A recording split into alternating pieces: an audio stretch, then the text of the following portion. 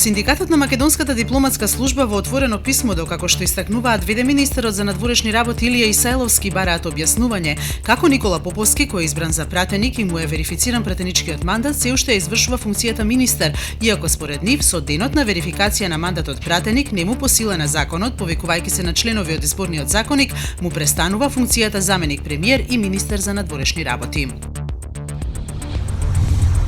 Според PM2,5 частиците во воздухот, кои многу лесно се вдишуваат, Скопје е меѓу најзагадените градови во Европа, покажува најновата студија на Финскиот метеоролошки институт. Скопје има 2 пати повисоки концентрации на PM2,5 частици во споредба со најзагадените градови во Европа, информираше Драган Ѓоргев од Институтот за јавно здравје. Студиите од Финскиот институт ја потврдуваат анализата на Македонскиот институт за јавно здравје дека 1300 животи се губат годишно од аерозагадувањето во Македонија, а кое најсилно влијае кај ранливите групи. Џулијан Асанж ќе ја напушти еквадорската амбасада во Лондон, каде што се наоѓа повеќе од 4 години и ќе се предаде за екстрадиција во САД, откако председателот Обама ја помилува Челси Менинг.